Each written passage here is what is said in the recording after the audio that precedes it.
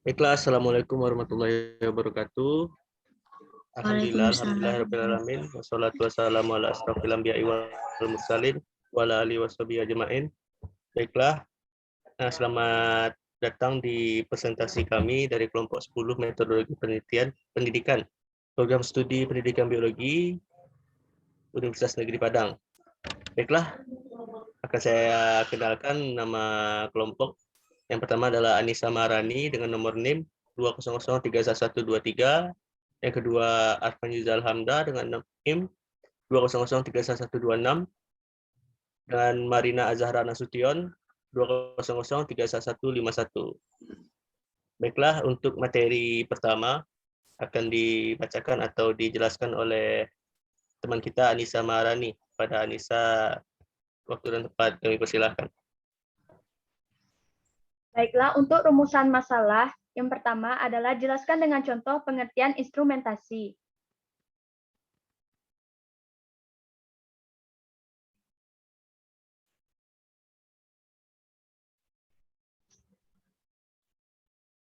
Solusinya ialah istilah instrumentasi berasal dari kata instrumen atau peralatan, sehingga secara khusus instrumentasi merupakan suatu bidang keahlian yang berkaitan dengan pengembangan peralatan, khususnya peralatan untuk pengukuran dan pengendalian.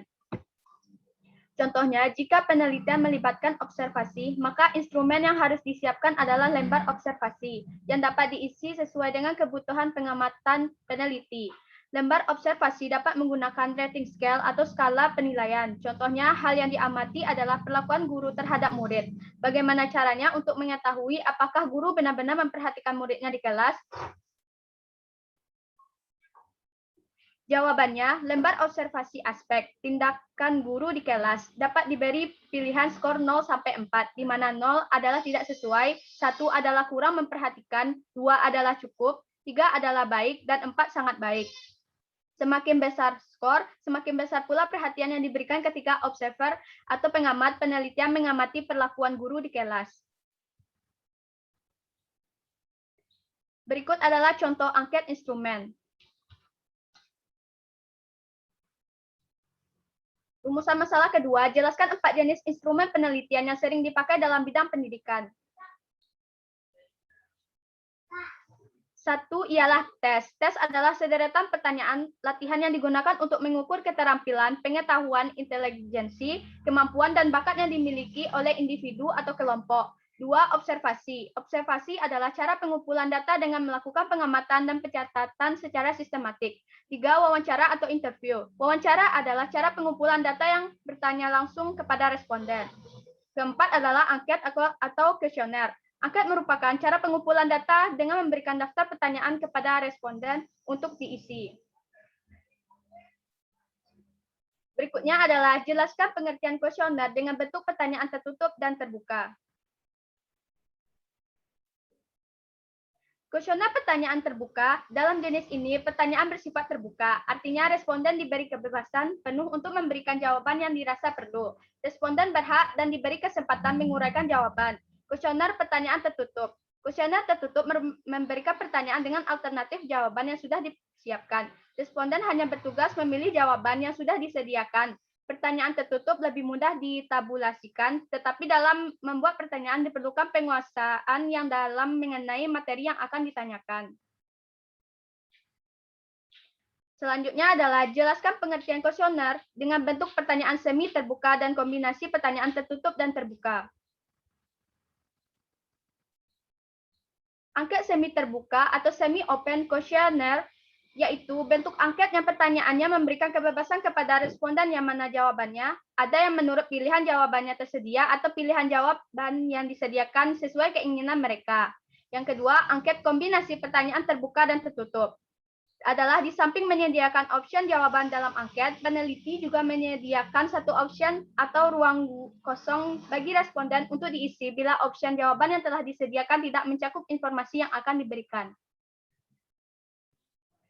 Selanjutnya adalah jelaskan kelemahan dan keunggulan dari kuesioner dengan bentuk pertanyaan tertutup dan terbuka. Kelemahan angket terbuka, 1. Sulit diklasifikasi, 2. Agak diperlukan waktu dalam mengisi, 3. Tidak semua responden mampu menyatakan buah pikirannya dengan baik. Keunggulan angket terbuka. 1. Karena sifatnya terbuka, angket ini memberikan kemungkinan menjawab bebas. Dengan jawaban bebas, itu seringkali muncul informasi sebelumnya tidak diduga oleh peneliti. 2.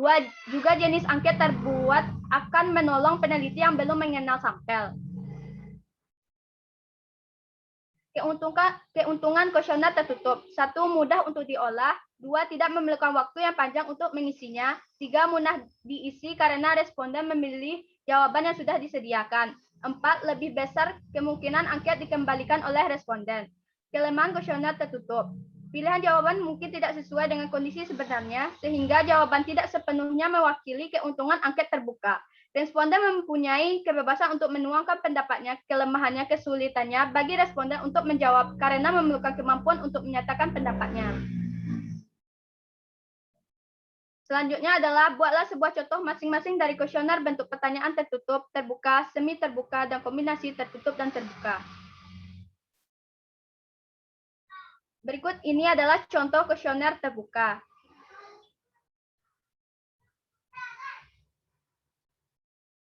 Ini adalah contoh kuesioner tertutup.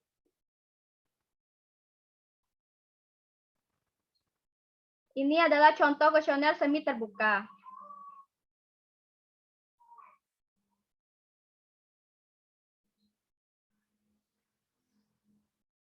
Ini adalah contoh kuesioner kombinasi tertutup dan terbuka.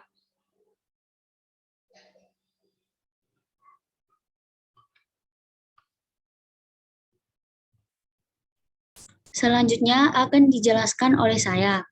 Yang pertama, rumusan masalah atau pertanyaan, yaitu jelaskanlah kegunaan wawancara dalam penelitian. Solusi masalah atau jawaban. Topik atau pembahasan masalah yang ditanyakan bisa bersifat kompleks atau sangat sensitif, dapat menggali informasi yang lengkap dan mendalam mengenai sikap, pengetahuan, pandangan responden mengenai masalah. Yang ketiga, responden tersebar. Maksudnya, bahwa siapa saja bisa mendapatkan kesempatan untuk diwawancarai, namun berdasarkan tujuan dan maksud diadakan penelitian tersebut. Untuk yang kegunaan pertama, topik atau pembahasan masalah yang ditanyakan bisa bersifat kompleks atau sangat sensitif. Jadi, dalam wawancara tersebut, kita bisa menanyakan topik yang sesuai dengan wawancara kita, yang sesuai dengan penelitian kita. Baik masalah itu bersifat kompleks atau sangat sensitif.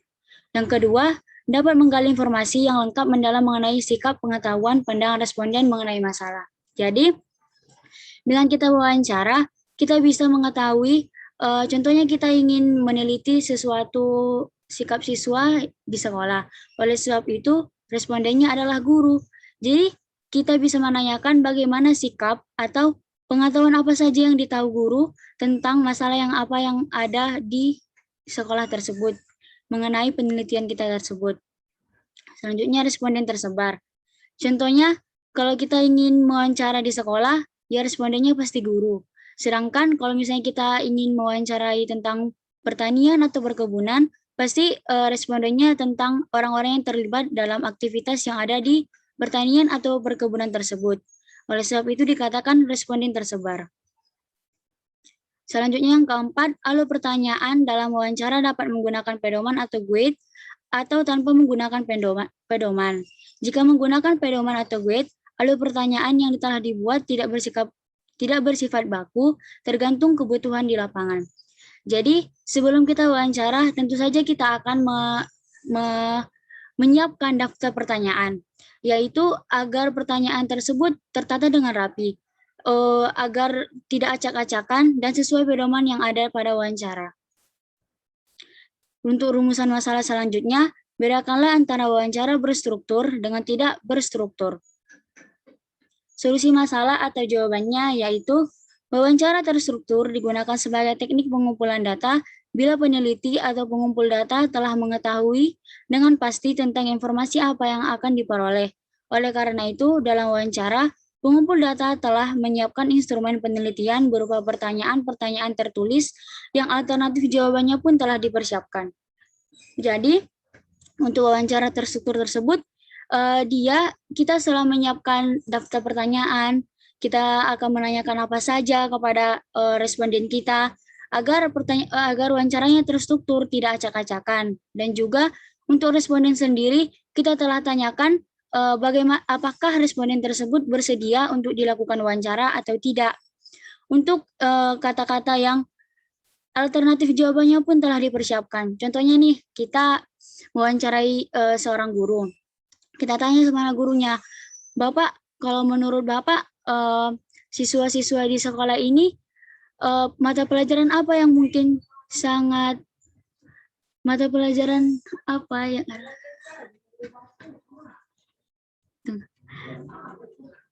sebentar Kak.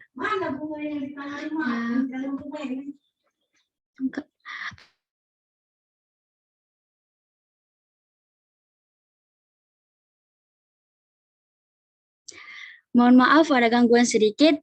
Jadi untuk kata alternatif jawabannya pun telah dipersiapkan.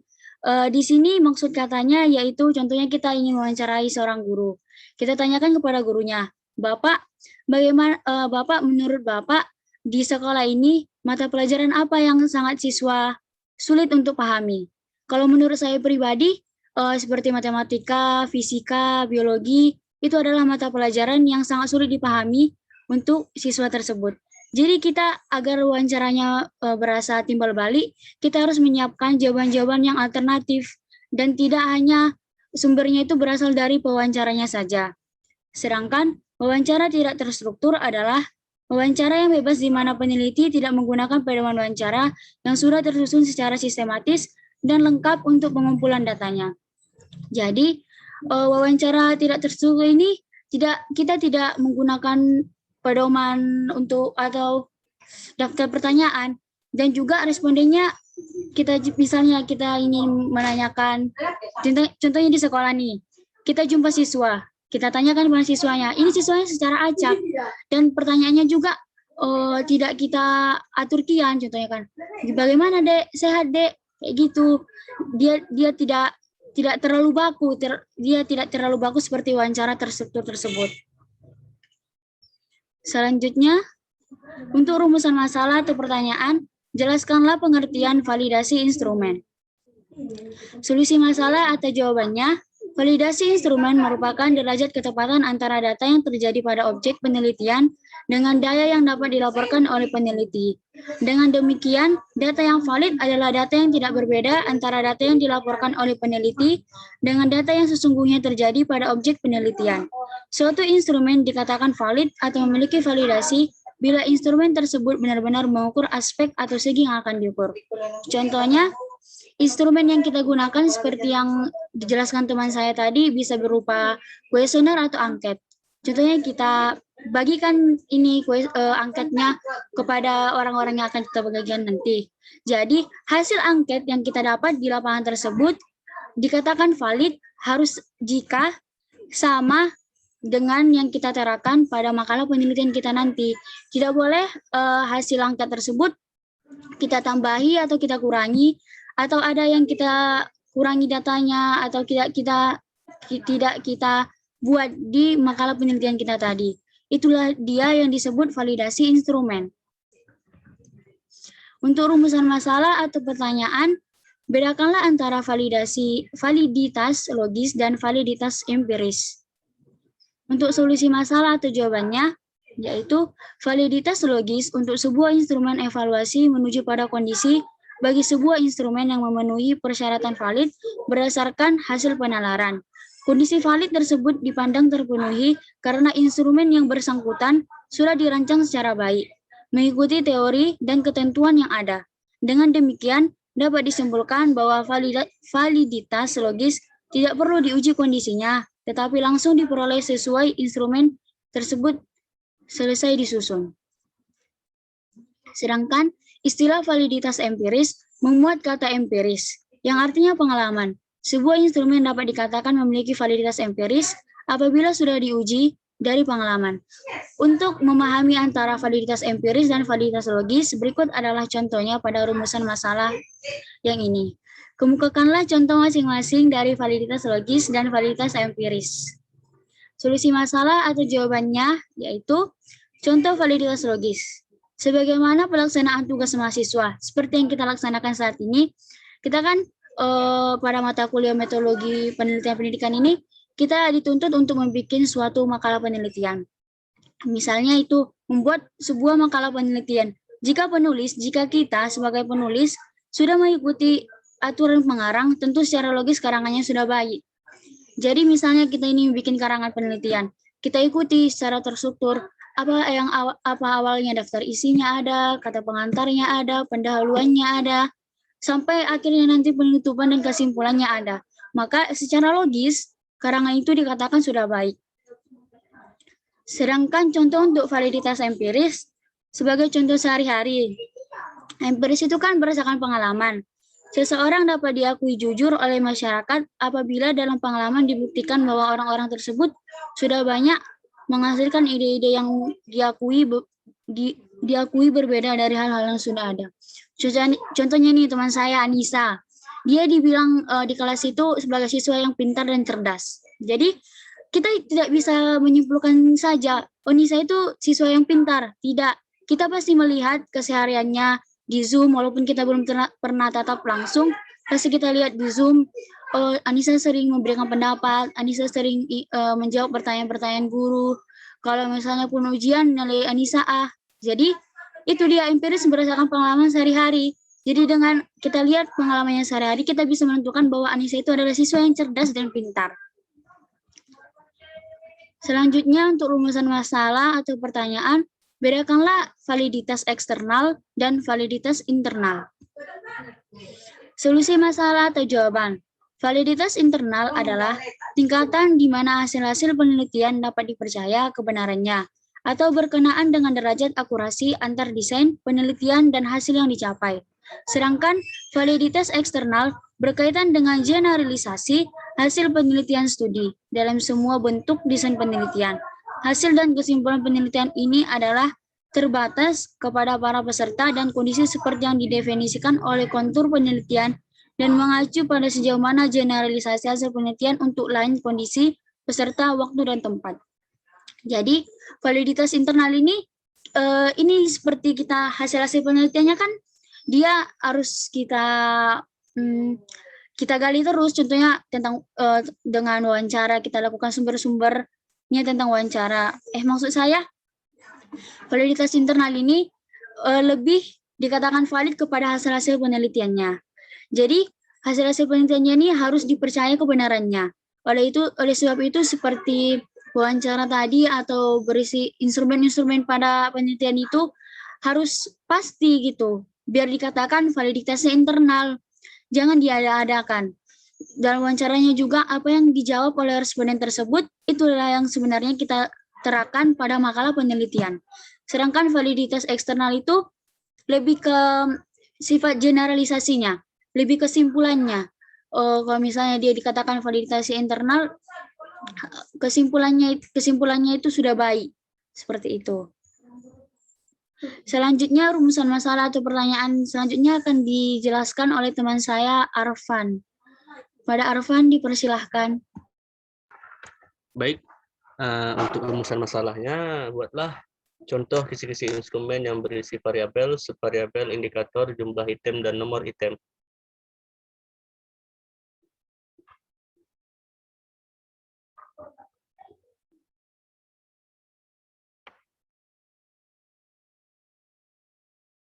Baiklah, ini adalah merupakan contoh kisi-kisi instrumen penelitian.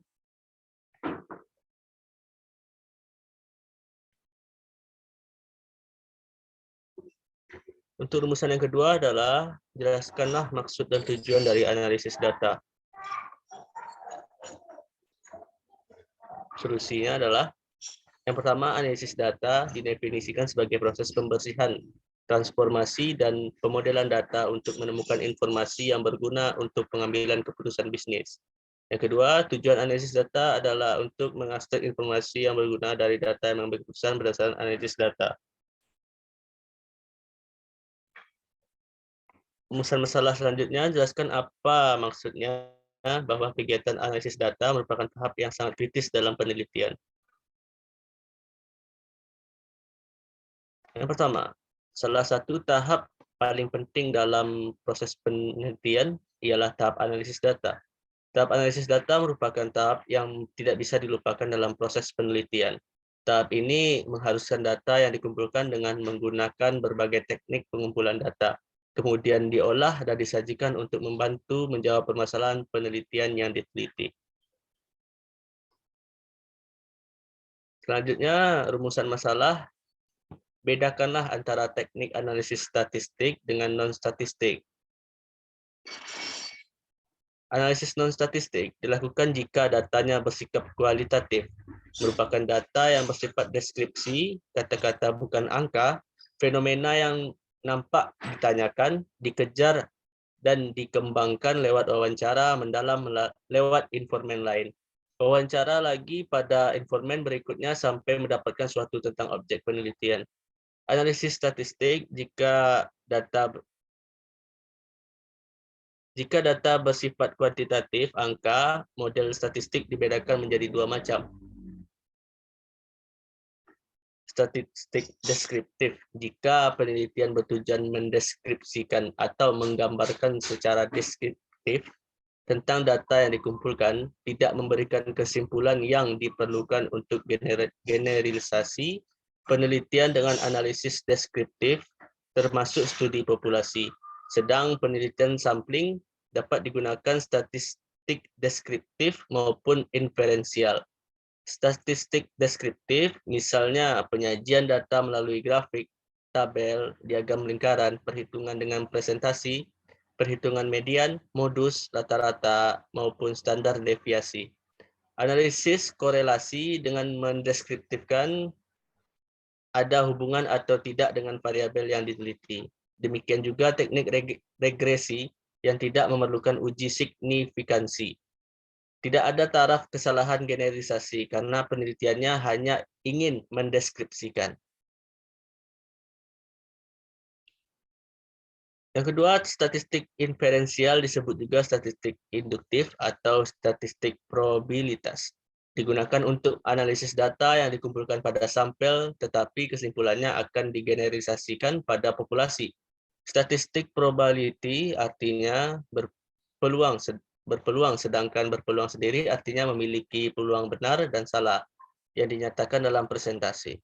Peluang kesalahan 5%, maka taraf kepercayaannya 99%. Bila peluang kesalahan 1%, maka taraf kepercayaannya 99%. Taraf tersebut disebut taraf signifikansi. Populasi homogen 1%, sedangkan populasi heterogen 5%. Rumusan masalah selanjutnya, jelaskan dengan contoh apa yang dimaksud dengan kuantifikasi data. Data kuantitatif merupakan data numerik yang menunjukkan hasil pengukuran variabel dan digunakan untuk keperluan penelitian. Penelitian kuantitatif selalu menggunakan data kuantitatif. Namun demikian, bukan berarti penelitian lainnya seperti riset kualitatif dan gabungan tidak boleh menggunakan data kuantitatif. Contoh, setiap bayi yang lahir di Indonesia memiliki beban hutang sekitar 15 juta rupiah. Kalimat ini sering diucapkan untuk menggambarkan kondisi keuangan negara kita yang penuh utang, sehingga bila dibagi jumlah penduduk, maka rata-rata orang memanggul beban utang 15 juta rupiah utang negara, rakyat yang nanggung.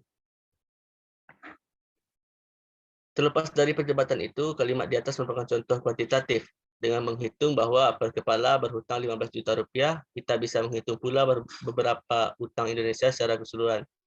Utang negara merupakan variabel yang bisa diukur dengan angka.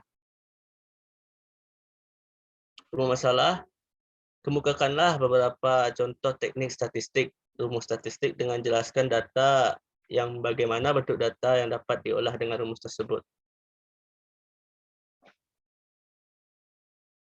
Analisis data statistik antara lain data kuantitatif, yaitu data berupa angka atau bisa diangkakan. Analisis statistik lebih tepat digunakan statistik deskriptif dan statistik inferensial. Statistik deskriptif digunakan untuk membantu memaparkan atau menggambarkan keadaan sebenarnya atau fakta dari suatu sampel penyelidikan. Penelitian deskriptif tidak untuk menguji suatu hipotesis. Penyelidikan yang menggunakan data kualitatif disebut penyelidikan kualitatif. Kita kenal dua jenis analisa data kualitatif dan analisa data kuantitatif. Yang pertama, analisis data kualitatif. Analisis data kualitatif sangat berbeda dengan analisis data kuantitatif, karena sudah jelas pada parameternya untuk menguji hipotesis yang diajukan penulis dan hasil penelitian adalah menjawab hipotesis yang biasanya bertentangan dengan hipotesis nol, dan analisis dibuat berdasarkan jenis datanya. Sedangkan analisis kualitatif, data diambil dari sumber manapun dan dengan teknik kumpulan data yang bermacam-macam. Triangulasi, sehingga dengan terus-menerus variasi data tinggi sekali, sehingga mengalami kesulitan dalam menganalisis. Analisis data kuantitatif. Setelah data terkumpul, maka dilakukan analisis data dengan kegiatan pengelompokan data berdasarkan variabel dan jenis responden, mentabulasi data berdasarkan variabel dari seluruh responden, menyajikan data tiap variabel yang diteliti, melakukan perhitungan untuk menjawab rumusan masalah, dan melakukan perhitungan untuk menguji hipotesis. Semua analisis menggunakan statistika. Analisis data kuantitatif sangat ditentukan dengan jenis variabel datanya. Analisis data kualitatif adalah bersifat induktif, yaitu analisis berdasarkan data yang diperoleh. Selanjutnya dikembangkan menjadi hipotesis berdasarkan hipotesis yang dirumuskan berdasarkan data tersebut. Selanjutnya dicarikan data lagi secara berulang-ulang sehingga selanjutnya dapat disimpulkan apakah hipotesis diterima atau tidak berdasarkan data yang terkumpul. Bila berdasarkan data yang dapat dikumpulkan secara berulang-ulang dengan teknik triangulasi, ternyata hipotesis diterima, maka hipotesis tersebut berkembang menjadi teori. Baiklah, mungkin hanya ini yang bisa kami sampaikan. Jika ada kata-kata atau pesan-kesan yang tidak bisa diterima di dalam hati, mohon maaf sebesar-besarnya. Wabillahi taufiq wal hidayah. Assalamualaikum warahmatullahi wabarakatuh.